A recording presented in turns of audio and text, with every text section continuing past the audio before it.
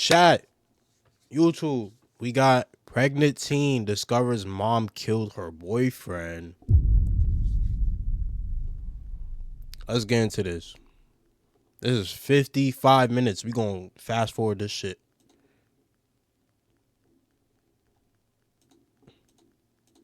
No, did he already tell you? Yeah. Okay. Let's see, sorry to be lost.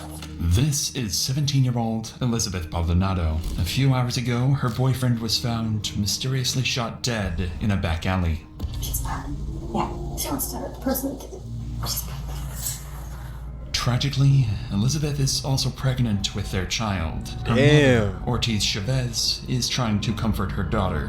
What Elizabeth doesn't know yet is that her mother is hiding a dark secret that will ruin the family's life. Your mom's car is on video leading the homicide. You seriously think that they did it? Yes. My mom loved that child. As detectives work the case, more and more clues start pointing towards Elizabeth's family. And as she learns that her own family are now suspected killers, all she can do is deny the accusations, while her mother sacrifices her own children to hide what she's done. All right, do you want to talk? Damn, her mom backdoored the boyfriend.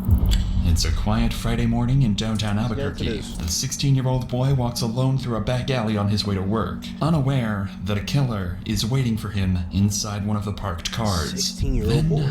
A single gunshot rings out, striking the teenager in the head and killing him instantly, while the shooter... Headshot is crazy. That's insane. ...disappears from the scene. Within minutes, multiple 911 calls start flooding in reporting the gunfire. Patrol units quickly respond to the area, and as officers turn down the alley, they're met with a grim scene. Lying on the pavement is a teenage boy, motionless, with blood pooling beneath his head. The victim shows no signs of life, and appears to have a gunshot wound visible just above his temple. Whatever happened in this alley happened fast, and whoever pulled the trigger is already gone.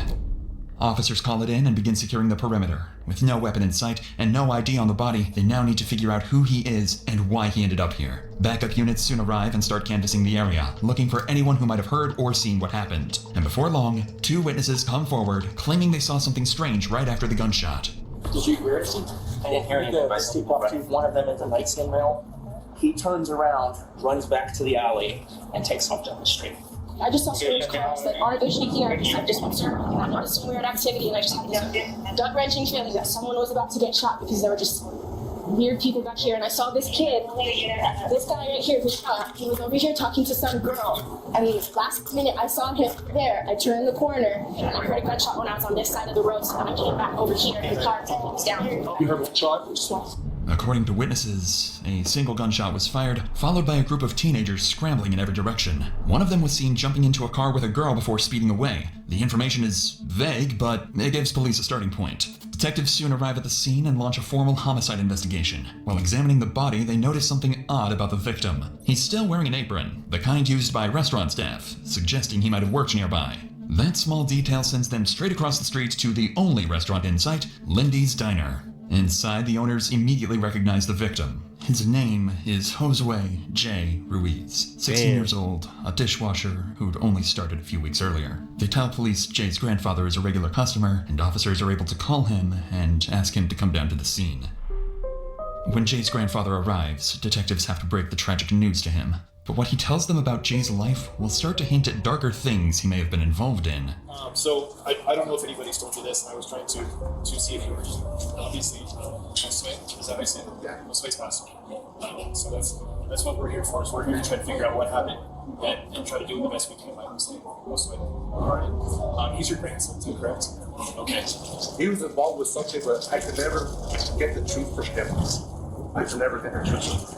There's one friend that he was involved with that, I really didn't. Damn, he don't sound so shooken up about it. I was just getting ready to move him out, take him somewhere else, so he can have a job, whatever. Right. Although the news clearly breaks him, he takes it with quiet strength, telling detectives that his grandson had been involved in something lately that might be what got him killed. And as the conversation continues, he mentions one more heartbreaking detail. Jay wasn't just a teenager with secrets. He was about to become a father. Damn, at 16 is crazy. His girlfriend's at your apartment right now? Yeah, he called me this morning and told me, hey, you're gonna see a great grandpa, is what he told me. So, No kidding. Who's his girlfriend? Elizabeth, I think it's Maldonado. She's at your apartment? Right now, yeah. The revelation only adds to the tragedy. Jay's girlfriend, 17-year-old Elizabeth Maldonado, is pregnant with his child and has no idea that he's gone. Investigators plan to speak with her later, but for now they allow Jay's grandfather to leave the scene and deliver the news himself, telling her that detectives will be in touch soon. If anyone can explain what Jay had been caught up in, it's her. About an hour later, the homicide case is officially assigned to Detective Anna Bruciaga as the lead investigator. After reviewing the initial reports and witness statements, she begins canvassing the area for any surveillance footage that might reveal what happened. It doesn't take long before officers locate a camera mounted outside a nearby school, angled directly towards the alley where the shooting took place. When they sit down to review the footage, they finally get their first visual clue of Jay's killers. So these are all the cameras that are running a Q system, digital and analog. The analog sucks, there's a fair warning. This faces the alleyway. So once the shot happens, the people loading the vehicle will react. So it's an individual watch the vehicle, so right here. Yeah, so he just walked to the passenger side. And they react. Is this Victo? Almost looks like a Toyota. On screen, a gold Toyota sedan can be seen racing away seconds after the gunshot. And through the tinted glass, detectives can barely make out what appears to be two figures inside the vehicle, meaning there are at least two suspects on the loose. A couple of hours later, detectives arrive at the apartment where Jay's girlfriend, Elizabeth, is staying. They believe she might help them understand what Jay had been caught up in, but they have no idea that they'll soon come face to face with one of Jay's killers, someone far closer to him than anyone imagined. Do you mind if we come in here? Yeah, go ahead. Yeah. As far as your lost, I know that obviously he was possibly having some issues with some people, right? Can you tell me about that? He doesn't really tell me much about it. So let's start like today. What did you guys do today? He took a shower at like 8 o'clock. He was getting ready to go to work at 10. I was making appointments today because we found out that I'm pregnant. Well, he was texting me still until at least around 12 o'clock. And then he stopped answering me for a few hours. The timeline Elizabeth provides lines up with the shooting. Around 11:20 a.m. is when Jay stopped responding to her messages, the same time investigators believe he was killed. Beyond that, Elizabeth doesn't offer much, saying Jay often kept to himself and never told her what he was doing. To detectives, it sounds like Jay might have gotten himself involved in something he didn't want anyone else to know about. Maybe a deal that went wrong or a confrontation that escalated. Whatever it was, it's likely what got him killed. Or at least, that's what it seems at first. Because Elizabeth isn't telling the full story. Not yet. And the next thing she remembers won't just give detectives a new lead, it'll start turning suspicion towards Elizabeth and her own family. A little bit from what I've gathered from Grandpa is that he feels that he was up to no good lately. Can you tell me about that? This morning, him and my brother were supposed to box it out because this has nothing to do with this at all. My brother and him just don't get along. They bump heads very much. But my brother would never do this. He knows how I feel about Jake. And which brother? My younger brother. Your younger brother? What's his name? Angelo. Talk a little bit about why they were going to box it out. Me and Jay, we were arguing about something. I don't remember what. But we started getting really loud and my brother got tired of it, so he came in and told him to stop yelling at me, and then they just started fighting. Damn, they was getting it on. No. As he should, So though. That's did big, they text bro. each other that they were gonna fight? Or No. Jay called me and told my mom that he wanted to That's box big, it out. bro. with my That's brother. what he has to do. According to Elizabeth, her brother Angelo was supposed to box it out with her boyfriend Jay that morning. A teenage fight meant to settle whatever tension had been building between them. Although the fight never happened and Elizabeth insists it has nothing to do with the homicide, it suggests the conflict could have been personal. Investigators will now have to follow up on this and look into Angelo's involvement before ruling him out. But before the conversation can continue any further with Elizabeth, Jay's family arrives at the apartment. Word of the shooting has already reached them, but they still haven't received an official confirmation from police. Detective Anna Bruciaga has no choice but to break the tragic news to Jay's mother, a moment that no amount of experience could ever prepare anyone for. Can you tell us what's going on? Yeah, absolutely. First and foremost, I'm lost. Okay. Right now, I don't have much other than officers were dispatched to the alleyway in reference to instead of being away. What happened? And that's why so we just got called out. That's why I'm trying to interview as many people as I can. That's why I headed here first, and then I was headed your way because I do have some questions. But as of right now, I don't. Okay. I really. Oh my gosh. Oh my gosh. Damn, she fell to the ground. With the devastating news delivered, Detective Anna Bruciaga tries to gather any insight from Jay's family, but they don't seem to have any. Even his mother can't imagine who would want to hurt him, leaving detectives with no clear leads or motives to work with. As investigators collect Jay's phone and prepare to leave, another woman walks into the apartment, Ortiz Chavez, looking to comfort her daughter. Detective Bruciaga sits down with her to collect some basic information. A casual conversation at first, until Chavez mentions a small detail that catches the detective's attention and quietly puts her on the radar. What type of car do you drive? I drive one. Toyota. Toyota? Yes, I could. Yeah. Oh. So that one is the whatever. And you said you just purchased it? Yeah. Do you have a plate on it? Yeah. No, I don't. They took our sticker off the temp. Yeah, they took it off the car. Where you said it's. Oh, yeah. So earlier this morning, it broke down on her, and then she just left it there.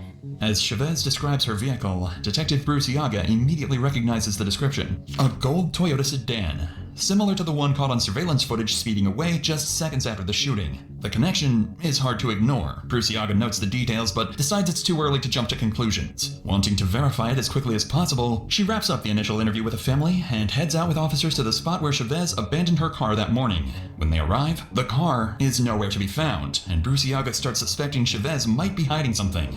About 40 minutes later, investigators return to the apartment to interview Chavez privately. And that's when things start to get interesting. By now, it's only been a few hours since Jay was killed, and most detectives would still be collecting statements, but Bruciaga's instincts tell her there's no time to waste. So she sits down with Chavez and makes a bold accusation.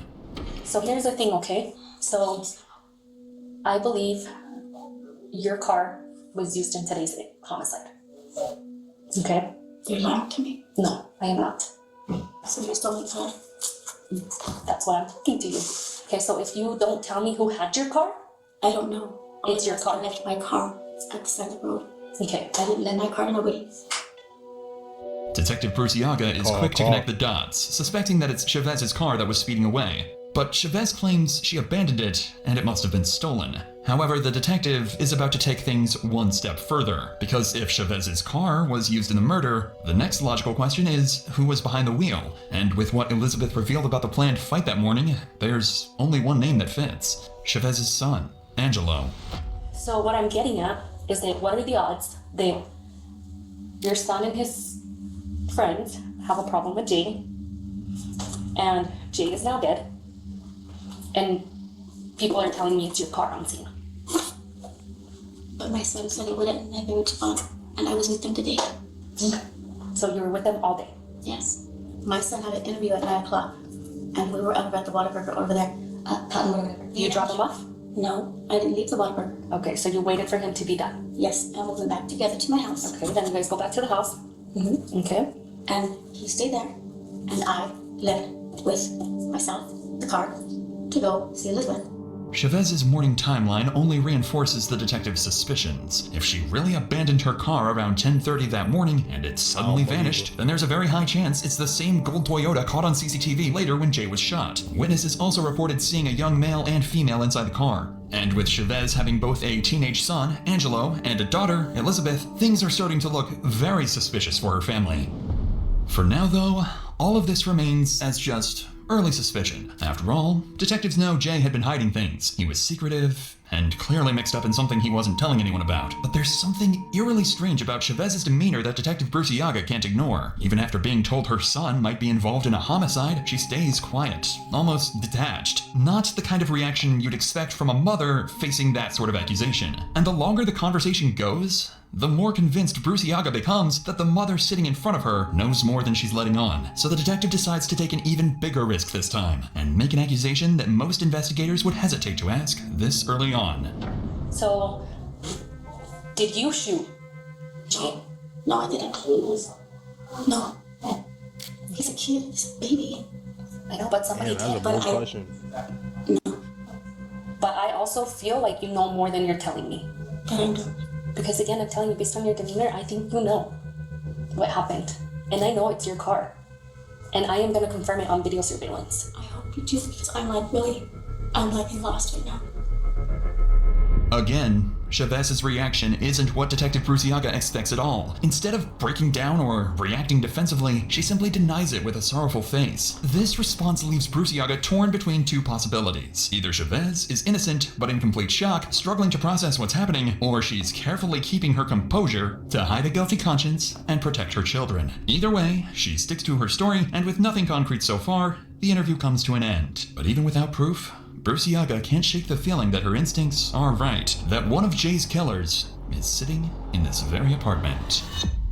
With her doubts only growing, Bruciaga decides to move quickly and verify Chavez's version of events with the one person who can either confirm or contradict it, her son, Angelo. Within an hour, investigators head straight to Angelo's workplace to talk to him in person. Whatever he tells detectives will either clear his family or make things even worse for them. So there was a shooting downtown today, and somebody died. So I know that you knew him. I think he was actually somebody that you knew because he was dating your sister. Someone Jay? Yeah. Is he alive?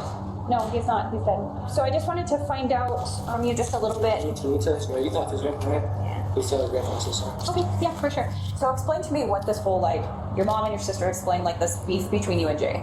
So explain that. We had a problem with your sister. Then, like I said, we had a fight. Then we didn't really talk after that. We went separate ways. Yeah.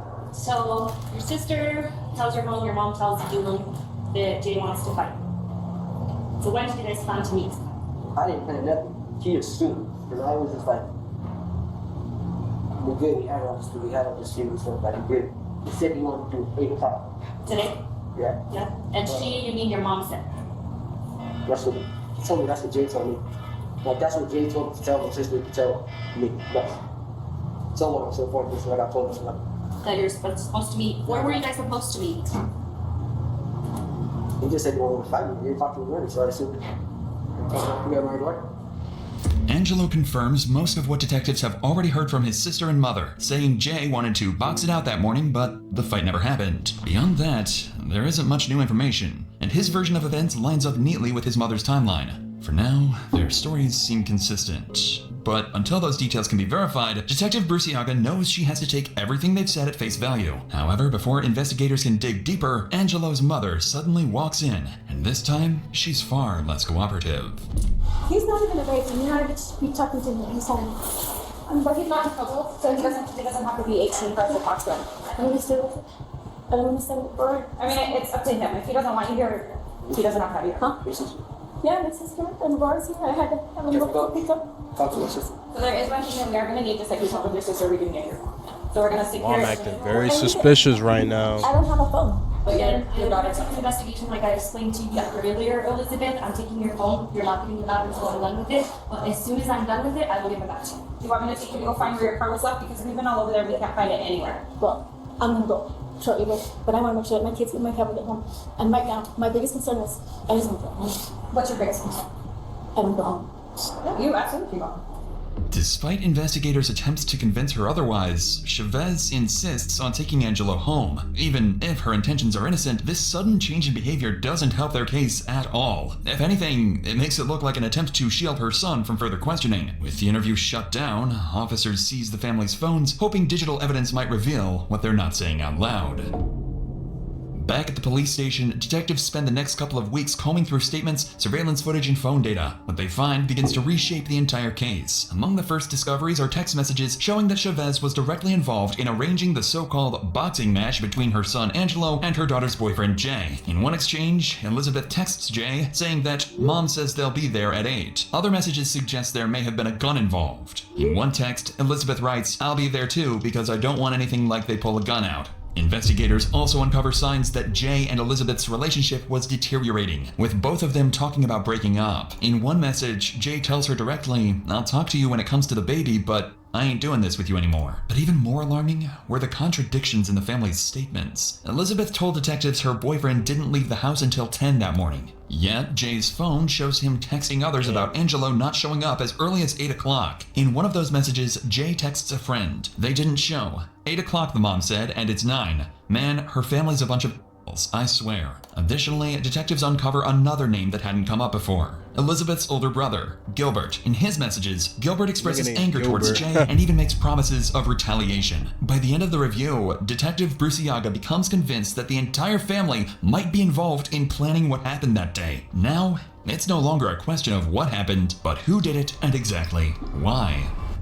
Let's get to the gritty In the days chat. following Jay's murder, investigators were at a standstill. Because Angelo and Elizabeth are still minors, their mother refuses to let them speak with police, effectively blocking detectives from getting any answers directly from them. But 20 days after the shooting, that changes. Jay's girlfriend, Elizabeth Baldonado, turns 18 years old, and her mother can no longer stop her from talking. Detective Bruciaga seizes the opportunity and convinces... They called her right when she turned that age. Them niggas was waiting. They had a clock on their hands. They was waiting, bro. They was waiting. This is her to come down to the station to see the new evidence they've uncovered, carefully leaving out that it's evidence pointing towards her own family. The goal is simple. Find out who was directly involved in Jay's killing, or better yet, get a confession. But before we get to that, do you struggle with deciding what to... Elizabeth's reaction, accusations instead of playing nice. But this will soon backfire, because unlike her mother, Elizabeth's reaction will be very different. Now that some time has passed and you've had time to think about it, Elizabeth, I want to hear what happened. Because I think you know more than you told me that day. I don't know anything. I really don't. Why would you guys assume that? Why would I know anything new about that? Because I have your phones, and I've looked through your phones. And so I do believe you know more. What would I know more about? About who killed him? About who did it? No, I don't know.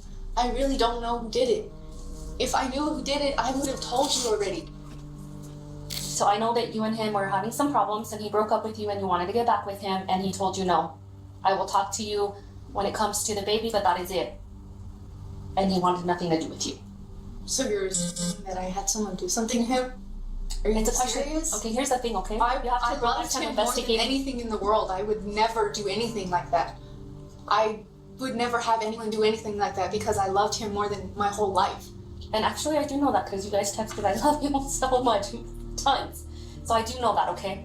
But you have to understand, Elizabeth, I'm investigating his homicide. Somebody killed him, okay? Have you ever watched homicide shows? Yeah. Yeah? Okay, so you have to know that if I see anything like that on the phone, you have to know that I have to ask you these questions. Because at this point, I have gone through your phone, I have gone through your brother's phone, I have gone through Sweat's phone, I have gone through other things. And I have to ask these questions because I have a feeling you know more than you're telling me. I don't!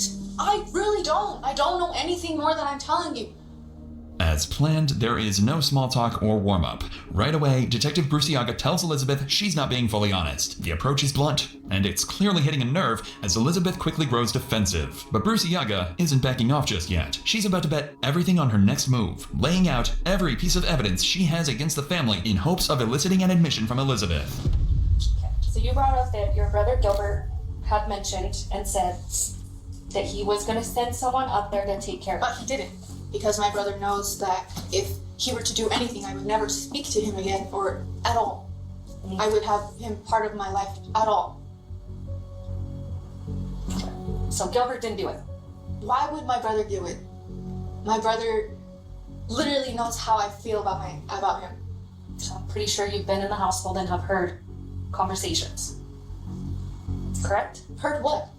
Anything. Anything that talks about... They do not talk about anything. Okay, so where's your mom's car? I don't know. You're seriously assuming that one of my family members did it? Because the car is missing. She literally filed a report that her car was missing that night. Okay, so you say you love Josue, right? And he's the love of your life. So why are you covering for your mom and your brother? I'm not covering for anybody. Are you fucking serious? You seriously think that they did it? Yes. My mom loved that child too. Okay, maybe not your mom, but what if my brother? What if I told you that your mom's car is on video leaving the homicide? What if I told you You know that? how many Toyota Camrys that are gold live in the city? But what are the odds that your brother and Josue were My supposed to meet brother was at home. My brother was at home with his girlfriend. They were literally sleeping until he had to go to work. It's clear that Elizabeth has reached her breaking point. Every accusation towards her family gotta is chill pushing her before closer she to say the edge. she need a Most lawyer. investigators would pull back here, take a break, try to de-escalate, but not Detective Burciaga. Instead, she decides to take a bigger risk, one that's bold but calculated. Rather than fighting Elizabeth's denials, she will lean into them, even agreeing that she's only trying to protect her family. In doing so, Burciaga wants to make Elizabeth feel safe enough to talk and reveal what she's really hiding. It's a delicate psychological play, one that could end the interview entirely or solve the case right here and now. But I'm gonna tell you right now that your mom said she drove Angelo to his interview. Guess what? Angelo said he borrowed the car from your mom and he drove himself to the interview. So obviously, somebody's lying. And I kind of understand that you don't want to see. No, what you I'm trying don't. to They do. don't. They did not do it. Because you I are don't know literally what I looking in can the wrong do. place. You're just trying to blame somebody just so that you can get someone for the crime.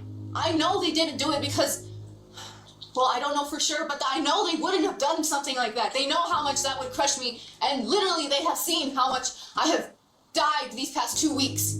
Okay, and I'm My not telling you. brother I'm not telling you if I find out your brother. I'm telling you when I gather up all my evidence and I arrest your brother. I hope that you didn't know more. You guys can think however you like. My family did not do it. Elizabeth, you can't get out without us letting you out, babe.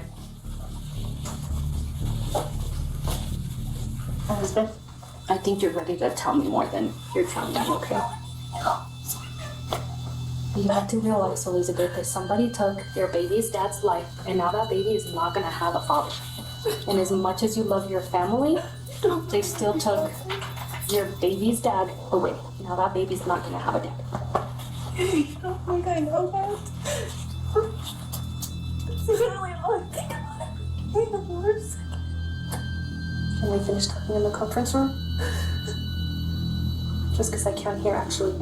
Yeah, we can't be sitting in the hallway, Elizabeth. I'm sorry. This is our victim's side, so.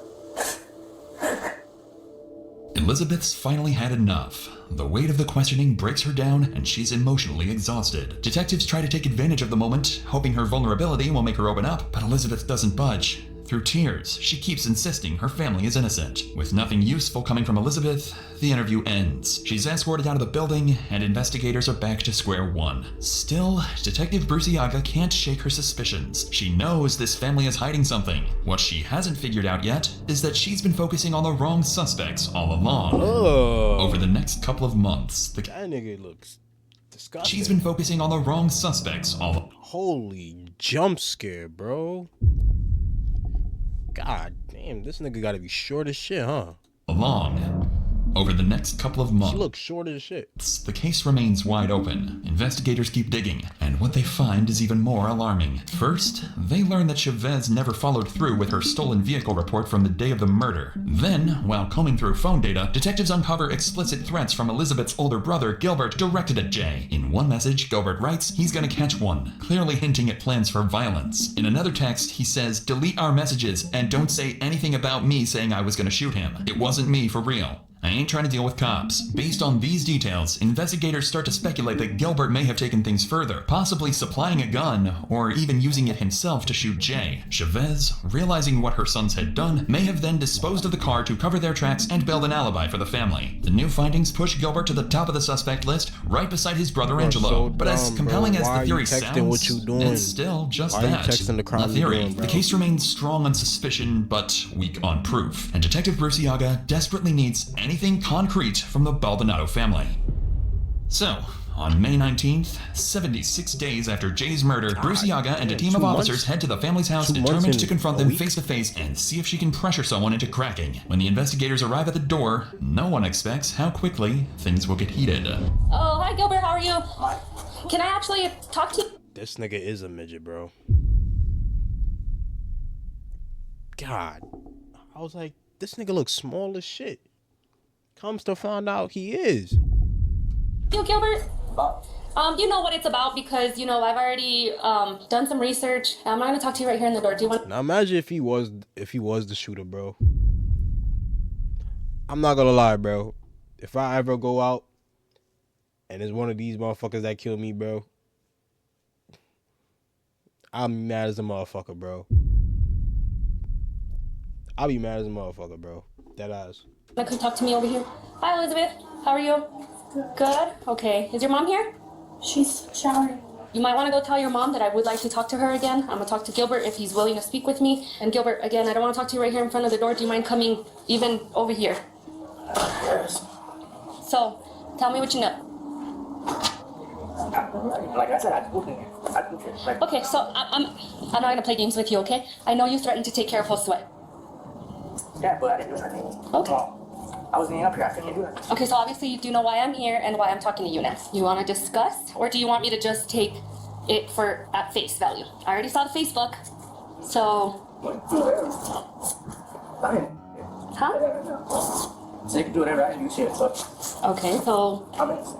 again, in your Facebook, you do disclose and say you're going to send somebody to take care of him. Yeah, but did I say? Okay, so, well, who'd you send? Because he died. I didn't send nobody. Do I need to be any clearer? He died. Yeah, but I didn't send nobody. Mom, ain't nobody want to do it. They're all scared. Can I see your phone? Can I see your phone? Thank you. The T-Mobile? Okay, I'm going to take it. I'm going to do a warrant on it, okay? Yeah, take my phone. Yes. Again, you have to realize that I'm investigating a homicide. Okay, a homicide in which you threatened to kill my victim. So you're gonna take my phone? Yes. I'm gonna take your phone, I'm gonna do a warrant on it. If for any reason... Just don't look at the pictures, you know what I'm saying? Unless you want to see something, but it's all about something. Okay. Well, I won't look at pictures, but I am interested in who you've been talking to, text messages, and so on, so I am gonna do a warrant on it, okay? With no luck getting anything useful from Gilbert, Detective Bruciaga cleverly confiscates his phone, hoping it might hold the evidence she needs but still can't prove. As this is happening, Chavez is seen stepping outside and speaking briefly with officers. She looks like she's in a hurry to leave. Not willing to let the moment slip away, Detective Bruciaga plans to intercept and confront her about the boxing match she helped organize to see how she reacts when cornered. This time, however, Chavez isn't the same calm, collected woman from before. What Bruciaga gets instead is a very different side of her. Hello. Also nice to see you. Can I talk to you really fast? I have to catch the bus, so I mean, you got 5 minutes of my time. Okay. And that's it. Thank you, Gilbert. Thank you for speaking with me. Have a good day. We'll check in with you before we leave. Talk to us. Hi, Elizabeth. I know you're gonna be quick and all, but so you know why I'm here, okay? I don't gotta repeat myself. I don't want to repeat myself. I don't want to play games. This is that Okay? confirmation number from when I called, because I called that same evening. And Yeah, nobody ever came by you didn't report your car. I did. This is it. Yes, it is. I already know. Okay, you know They what, tried- Eddie? I'm not trying to be mean with you, but this is the confirmation number that So why did you set up a fight between Angelo and Josue? No. Yes, you did. No. I Little have boy called phones. over. He called to the house. He was asking for a fight. I was like, wait a minute, you want to do what? I was like, are you serious? Or was it that they want to sit there and do some stupid things? I'm not trying to have stupid things go on between those boys. Those boys need to learn how to get along. Like I said, So I are you gonna write this have down? phones. I already know when you called it in. You never fully followed through. I did. I waited for them to get here. Okay, do you have the title to the vehicle? It's in that vehicle. That's what I was trying to tell y'all. Like, I cannot give you any more information because it was in the vehicle. I didn't get to register the car or anything. You've had the car since before January. Yeah, and I also had to get an alternator for it. You know how much money it takes to just for me to save for just a little bit, a few things? But the little boy, he called. He wanted to make the fight. Right. And I'm was not asking saying myself, like, what do you just want to do? I'm not saying Josue didn't set the fight, but you let them know and you set up the fight because they were gonna fight that morning. No, because they had to know. I'm like, this is what's going on when your sister's off. What do you guys think about this? Yeah, I let them know because they needed to know. Because that's all right. So I'm gonna tell you something, okay? Yeah, my 5 minutes, I'm done. Okay. Well, I'm gonna tell you something, okay? When I charge someone, you're gonna be charged too long because I know you're hiding the truth and I know you're listening to me, and it would suck for Aurora and Elizabeth's baby to not be present, for you not to be present, because I will charge you because I do know you were gonna set up that fight that day. The end. Young lady, Bob, I promise not. I got it off your daughter's phone. Goodbye. Clearly, Chavez is done talking as she storms off the scene angry and defensive. But in her frustration, she lets something slip, admitting that she knew about the fight between Jay and her sons, though she insists it was all Jay's idea. Before leaving the house, Bruciaga tries once more to speak with Elizabeth to see if she's finally ready to tell the truth. How you been, Elizabeth? Fine. Are you still pregnant? Yeah. Yeah? How far along are you? Well, from my menstrual cycle, she said 14 weeks and 7 days. So, Elizabeth, you know, we talked last time and I know you were very upset and I can't imagine what you're going through because you're kind of put in between, but I already know you know what happened. I don't. I don't know what happened at all. All I know is that when his grandpa got back, he told me that Jay was dead. I would just hate, and I truly, from the bottom of my heart, still believe that you weren't involved. But I would just hate to find out that you were involved. And then where does that baby go? Because he no longer has a dad. That day, there was a witness that describes the female matching their exact description, talking to Josue right before he gets shot. I was at the house. Okay. Do you realize how close you live? I was literally Again, Elizabeth, listen to me. And then when his grandpa came home, he walked in on me washing the dishes. You're not going to change my mind because, I mean, is it weird that she lives here and she knows nothing? Well, Elizabeth, you have to think. Can I talk to you for a sec, Elizabeth? What? So Say something else. I know we're not trying to upset you any more than you already are or anything like that. But you have to think about how when this case goes to court, one, when people get arrested for things like this, they don't care whose family, friends, or whoever else they can or will throw under the bus to try to get themselves a better deal. When this goes to court and a jury of 12 random people, don't worry about what I think about it. Don't worry about what Anna thinks about it. Think about what those 12 people think about it. You got to think about what's best for him or her. Okay. I would have had you guys about that. If you hear something or something comes up. I thought too sensitive. With Elizabeth repeating the same story as before and no progress made, the officers decide to leave. But Bruciaga gives the family a promise. The next time she comes back, it won't be for questions. It'll be with a warrant. A month later, on June 15th, investigators finally get the break they've been waiting for. Cell tower data definitively places Angelo's phone at the scene of the murder at 11:20 a.m., the same time Jay was killed, directly contradicting his earlier alibi that he was home with his mother. With this new evidence, a warrant is secured for Angelo's arrest, and Bruciaga returns to the Baldonado residence. Angelo's which one? Angelo's the... That afternoon, 16-year-old Angelo Baldonado is arrested and charged with murder. Now with the prime suspect finally in custody, police have the chance to interview him without his mother intervening. Bruciaga hopes this will be the moment they get to close the case for good. But to her surprise, Angelo isn't about to make that easy, because this time, he has an escape plan of his own. Hey, Angelo. I'm still at chair, sorry. Is my mom with you or something? Is your mom gonna be here? Was she driving? Was she driving down here? Oh, she was fucking one of the people that was there at the house. Oh, at the house? I was at the office, sorry, I was no longer at the house. She should be coming. So she should be coming. Okay. And if not, she should come. She should? Okay. So you do remember me, and I actually do know you remember me because you're like, can I talk to Anna? So, but again, I am Anna Bruciaga, deputy. This is my partner. So, Angelo, because you are a minor, I am gonna read you your rights, and we're. That's why I want my mom here. That's me. Like, I didn't question stuff. If I wasn't able to talk to my mom about it. So you want your mom here while I read you your rights as well? Yeah, I want her for the whole thing. For the whole thing?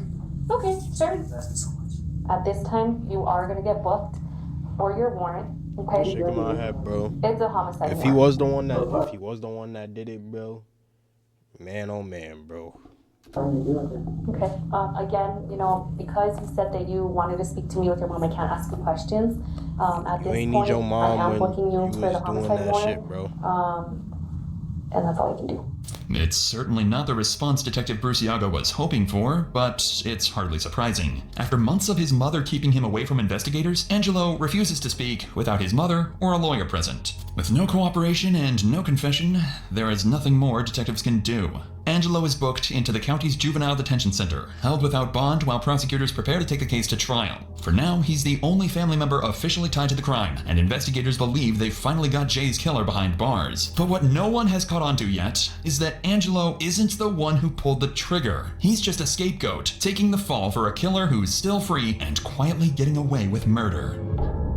A full year passes since Jay was tragically killed. His pregnant girlfriend, Elizabeth Baldonado, gives birth to his son in November 2022. Her social media posts show a young woman trying to rebuild her life, sharing photos of her baby, spending time with friends, and appearing to move on in a new relationship. On the surface, it seems like life is slowly returning to normal. Meanwhile, her brother Angelo remains in juvenile detention awaiting trial. The case seems closed, and Jay's family begins to find closure, believing justice has finally been served. That is, until, out of nowhere, police receive a phone call that changes everything.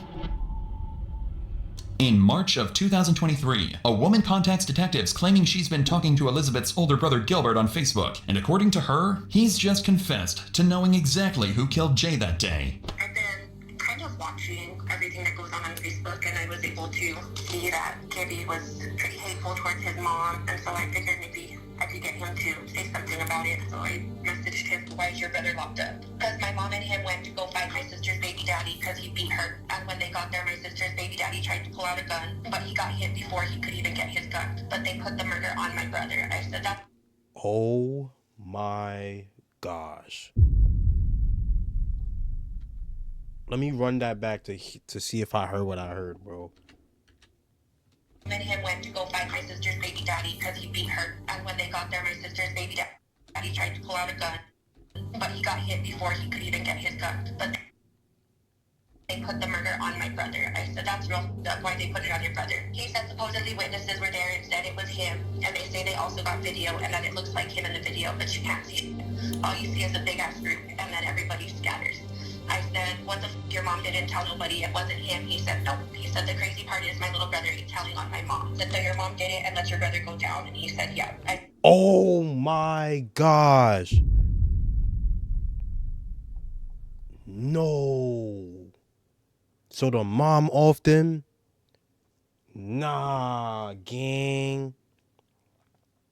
Said, have you tried to tell your brother to tell? He said, yeah, but he tells me no. But that's how we was raised. No matter what the situation is, don't tell. And if we do, we gotta face consequences. Needless to say, Gilbert's confession changes everything. Detectives already suspected Chavez's involvement in arranging the boxing fight, but no one imagined she was the one who pulled the trigger. Investigators begin to theorize that Chavez may have orchestrated the entire thing, luring Jay to the alley under the guise of a fight with her son, only to end it herself with a single shot to the head. But despite what sounds like a breakthrough, Detective Bruciaga knows she can't move. So she put her own son, she let her own son confess for her to say it was him. What the fuck? Move too fast. Arresting Chavez now, based only on Gilbert's secondhand confession, could jeopardize the entire case. Without solid evidence, Chavez will be innocent in the eyes of the law. Over the next few months, investigators work quietly, monitoring jail calls between Chavez and her son Angelo. Most of the conversations are vague, small talk, cautious wording, but in one of the calls, Chavez makes an interesting statement. When Angelo asks why his brother Gilbert looks sad, Chavez replies, "He's heartbroken you're in there. I told him it's because I f***ed up, because I'm stupid, period." Hearing what sounds like an admission of guilt, Detective Bruciaga seizes the opportunity and visits Angelo at the detention center, hoping this time she can finally get the truth. When she meets with him, she doesn't have to do much convincing, because Angelo is already prepared to make a deal and save himself. If everything we have in what's about now, would I get at least the first degree dropped on? So we can go ahead and work around it. So if you're wanting to now give a statement, we can definitely schedule an appointment where it's me, you, and the attorney, and then I'm more than willing to talk to you then.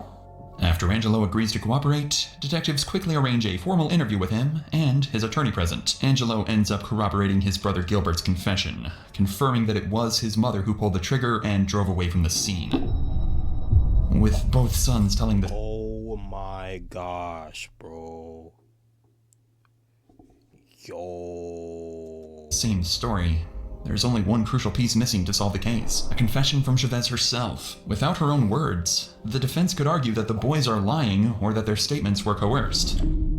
A few days later, an arrest warrant is issued, and Chavez is taken into custody. Detective Bruciaga brings her into an interrogation room determined to secure an admission. Not through confrontation this time, but through empathy. If the plan works, they'll finally close the case for good. But if Chavez sees through it, the interview will be over before it even begins.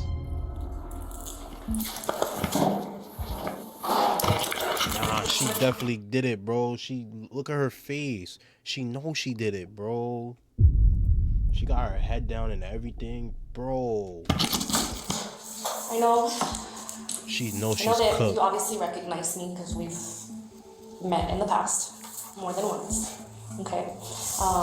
And regardless of what happened then, I'm not gonna be rude to you. I'm not gonna be disrespectful. She knows she's to cooked. you, even though in the past, well, you weren't the nicest, right? But you're here, and I'm not gonna be rude, and I expect the same too. Fair? Okay. Obviously, I know you were visiting Angelo. I know you were visiting Angelo. How is he doing? He's okay? Yeah. Okay. How are you doing? He's in there for nothing. He didn't do anything wrong. I mean, just in general, just because you already know why you're here. You've been in handcuffs. You've been in the back of the cop car. Just now. Yeah. So I'm gonna read you your rights, okay? Just now. Do you understand? Okay, fair enough. With that being said, what's gonna happen now is I'm gonna stop this interview. You're going to jail on 2 warrants, okay? You do have an open count murder warrant, and you do have, and I have to look at that one to read you the exact, but it is a warrant, okay? And that's not mine. It's not for me to discuss, what? but that's what one of the warrants is for, okay? And not to look at that one to read you the exact, but it is a warrant, okay? And that's not mine. It's not for me to discuss. Oh. Read you the exact, but it is a warrant, okay? No way. I'm not even gonna. No way. On who though? On who though? Okay. Unfortunately, things don't go according to plan. The moment Chavez realizes where the conversation is heading, she immediately shuts down the interview and asks for a lawyer. From here on, it's up to the court to decide whether the evidence against her is enough to prove what everybody already suspects. At the trial, prosecutors present the full scope of the case. Phone records, surveillance footage of Chavez's car, the brothers' confessions, and the jail call recordings. They argue that Chavez disapproved of the relationship between her daughter and Jay, and was motivated by anger over how he treated her. They also believe she calculated that her teenage son would face lighter consequences if he took the blame. As for her other children, Elizabeth and Gilbert, investigators determined that neither had any direct role in the shooting. Elizabeth in particular is found to have had no knowledge of her mother's deadly intentions. She withheld some information to protect her family, but was ultimately determined to be a victim caught in the middle. Eventually, Angelo Baldonado pleads guilty to conspiracy to commit first-degree murder and assault with intent to commit a felony, and is sentenced to remain in juvenile detention until age 21. His mother Chavez pleads guilty to second-degree murder and, in May 2025, receives the maximum penalty of 18 years in state prison. 18 years? Chavez is also facing a separate charge related to child exploitation material found on her tablet during the investigation.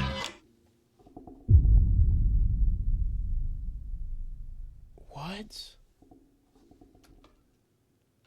Yeah. Hey man, W video, bro.